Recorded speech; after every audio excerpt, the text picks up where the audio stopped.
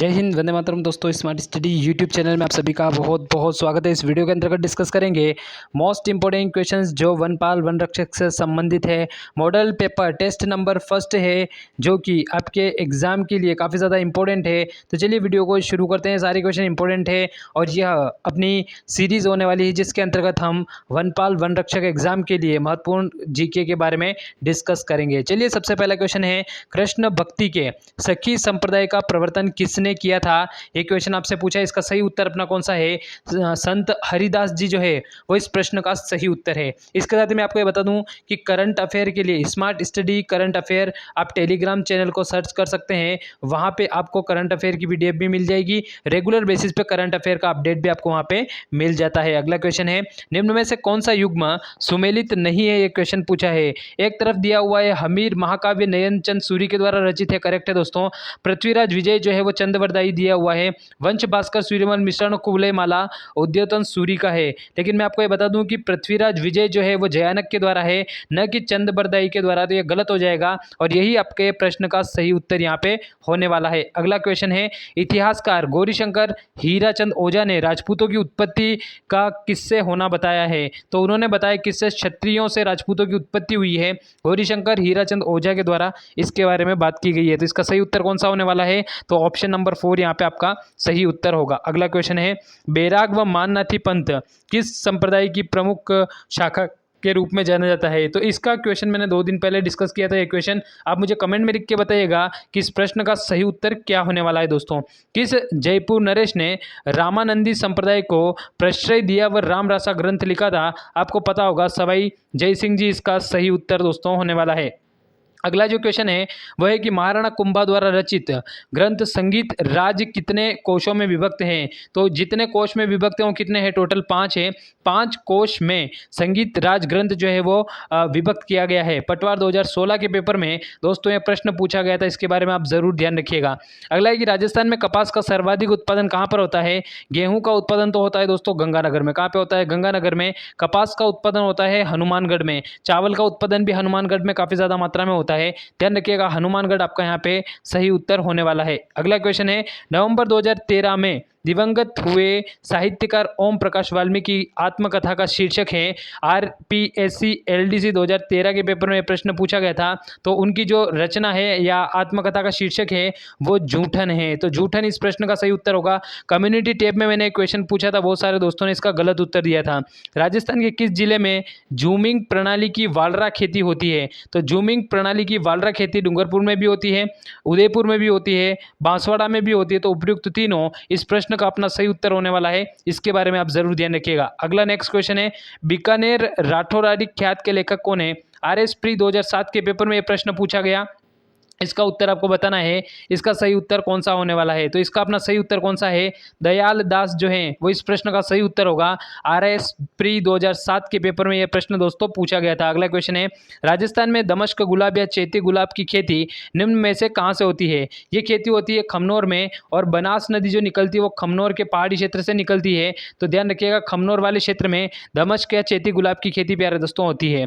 मदरसा ए हुनरी की स्थापना किसके द्वारा की गई थी? ये सवाई राम सिंह जी के द्वारा ये स्थापना की गई थी। सही उत्तर ऑप्शन नंबर 3 यहाँ पे आपका होने वाला है, सवाई राम सिंह। अगला प्रश्न है, बजेड़ा किसे कहा जाता है? ये एग्जाम में पूछा हुआ प्रश्न है, बार बार रिपीटेशन में ये प्रश्न आता रहता है। तो पान के जो खेत होते हैं उनको बजेड़ा के रूप में जाना जाता है। इसके बारे में भी आप ध्यान रखिएगा। भारतीय लोक कला मंडल की स्थापना किसके द्वारा की गई थी? 1952 का समय आता है। भारतीय लोक कला मंडल की स्थापना देवीलाल जी सांभर के द्वारा की गई थी और कठपुतली का कार्य भी यही उदयपुर वाले क्षेत्र में काफी ज्यादा मात्रा में किया जाता है। तो यहाँ पे सही उत्तर कौन सा होगा? अपना देवीलाल जी सांभर होगा। अगला जो नेक्स्ट क्वेश्चन है कि राजस्थान में सबसे पहले सीमेंट कारखाने की स्थापना कब की गई? 1917 में की गई थी। लाखेरी बूंदी वाला स्थान आपको पता होगा। तो लाखेरी बूंदी में सीमेंट के कारखाने की स्थापना प्यारे दोस्तों की गई थी। अगला जो नेक्स्ट क्वेश्चन है अपना, आभानेरी तथा राजौरगढ़ के कलात्मक वैभव किस काल के हैं? तो आर्टेट लेवल 2 2016 के पेपर में प्रश्न पूछा गया था। गुर्जर प्रतिहार के कालीन माने जाते हैं।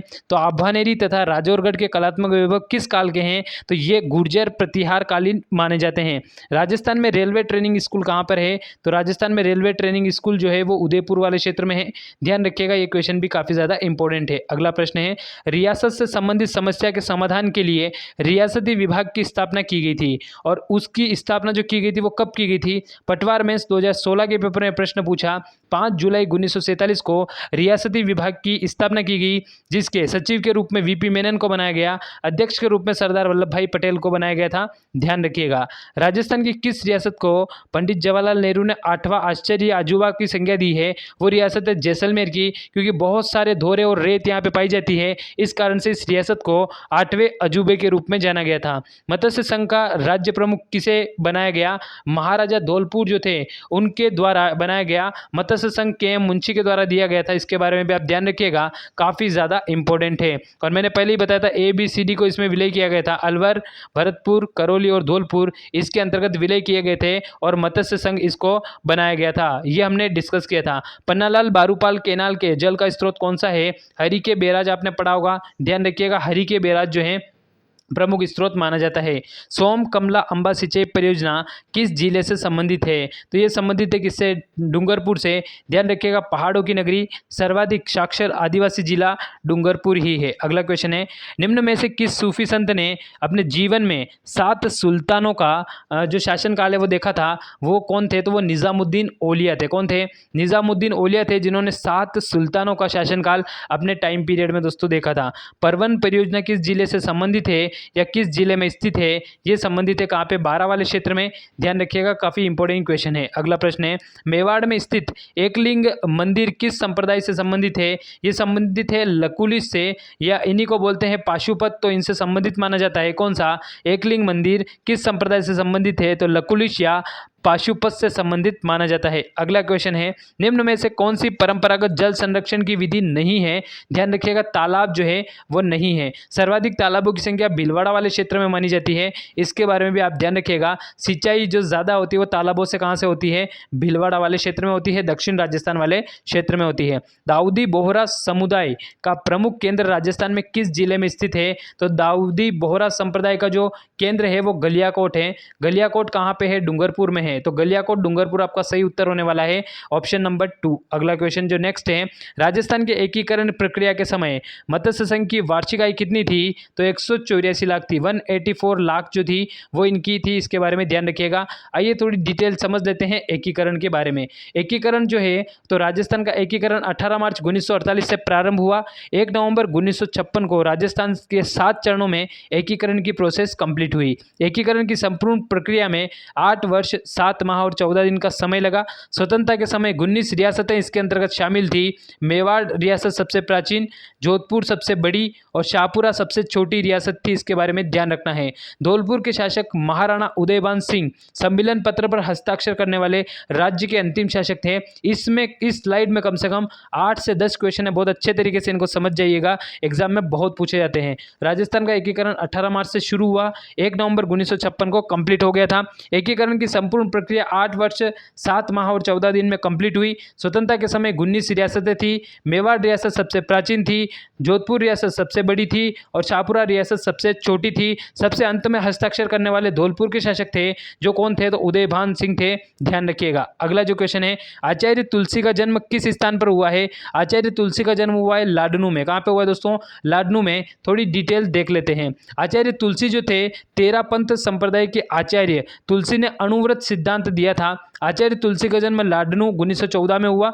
1 मार्च 1949 से अणुव्रत आंदोलन चूरू में इन्होंने शुरू किया था, सरदार शहर से, और इन्होंने 17/2/1994 को सुजानगढ़ में विशाल मर्यादा महोत्सव आयोजित किया। प्रश्न पूछा जाएगा, मर्यादा महोत्सव का संबंध किस संत से है? ध्यान रखिएगा, आचार्य तुलसी से है, जो कि 1914 में इनका जन्म होता है और लाडनू में इनका जन्म होता है। अगला क्वेश्चन है, खजूर अनुसंधान केंद्र कहाँ पर स्थापित है? तो ये स्थापित है दोस्तों कहाँ पे? बीकानेर वाले क्षेत्र में। बीकानेर में कौन कौन से अनुसंधान केंद्र है? एक तो है बेर अनुसंधान केंद्र, एक केंद्रीय ऊंट अनुसंधान केंद्र, केंद्रीय खजूर अनुसंधान केंद्र ऊन की मंडी और मूंगफली की मंडी जो है वो यहीं पर है, और राजकोट के रूप में लूणकरणसर को जाना जाता है। इसके बारे में भी आपको ध्यान रखना है, काफी इंपॉर्टेंट क्वेश्चन है। अगला क्वेश्चन है, चौधरी कुंभाराम नहर द्वारा लाभान्वित जिलों का सही युग्म कौन सा है? तो ध्यान रखिएगा, हनुमानगढ़, झुंझुनू और चूरू जो है वो चौधरी कुंभाराम नहर से काफी ज्यादा लाभान्वित होते हैं। इंपॉर्टेंट है, ध्यान रखिएगा। अगला क्वेश्चन है, नवंबर 1956 से पहले राजस्थान राज्य के प्रमुख जाने जाते थे, तो उनको क्या कहा जाता? तो राज्य प्रमुख उनको कहा जाता था। उसके बाद जो 7वां संविधान संशोधन हुआ उसके तहत 1956 में इनको राज्य प्रमुख की जगह राज्यपाल का पद दे दिया गया। उनको राज्यपाल के पद के नाम से संबोधित किया जाता था। सातू गांव में किस लोक देवता का विशाल मंदिर है जहां प्रतिवर्ष भादवा सुदी नवमी को मेला लगता है? तो फत्ता जी जो हैं, फत्ता जी का विशाल मंदिर जो है वो वहीं पर स्थित है, ध्यान रखिएगा। अगला क्वेश्चन है, सहकारी क्षेत्र की कताई मिलें व उनके स्थापना के वर्ष का कूट कौन सा गलत सुमेलित है? राजस्थान सहकारी कताई मिल लिमिटेड गुलाबपुरा भीलवाड़ा में 1965 में स्थापित की गई। गंगापुर सहकारी कताई मिल लिमिटेड गंगापुर भीलवाड़ा में 1981 में स्थापित की गई। श्री गंगानगर सहकारी कताई मिल जो है हनुमानगढ़ में 1978 में स्थापित की गई। तो कोई भी यहाँ पे गलत नहीं है, सारे सही सुमेलित हैं उनके समय व कालक्रम के अनुसार, इसको ध्यान रखिएगा। गोगा जी के गुरु कौन थे? तो गोगा जी के गुरु गोरखनाथ थे, क्योंकि ध्यान रखिएगा कि गोगा जो नाम पड़ा था दोस्तों, वो गो तो आया था उनके गोरखनाथ गुरु से, गा आया था गायों से, इससे मिलकर इनका नाम गोगा रखा गया था। तो गुरु गोरखनाथ जो है वो इनके गुरु माने जाते थे, काफी इंपॉर्टेंट है। सन 1177 में सामंत सिंह के द्वारा हाथों से पराजित होने के बाद डूंगरपुर राज्य की स्थापना की गई थी कीर्तिपाल चौहान के द्वारा। तो यहाँ पे सही उत्तर कौन सा है? कीर्तिपाल चौहान करेक्ट है कि सन 1177 में सामंत सिंह के द्वारा कीर्तिपाल चौहान हाथों पराजित होने के बाद डूंगरपुर राज्य की स्थापना की गई थी सामंत सिंह के द्वारा, ध्यान रखिएगा, इंपॉर्टेंट है। बिसलपुर बांध किस नदी पर है? तो बनास पे है, ध्यान रखिएगा। और बनास ही वो नदी है जो राजस्थान में प्रवाहित होने वाली सबसे बड़ी नदी और सर्वाधिक त्रिवेणी संगम वाली नदी भी बनासी है। इस प्रकार महत्वपूर्ण इंपॉर्टेंट क्वेश्चंस मैंने वनपाल वन रक्षक की सीरीज के अंतर्गत पहला वीडियो डिस्कस किया। उम्मीद करता हूं वीडियो पसंद आया होगा। अच्छा लगा तो लाइक कीजिएगा, अपने दोस्तों के साथ शेयर करना बिल्कुल भी मत भूलिएगा। Thank you, thanks for watching. जय हिंद, जय भारत दोस्तों।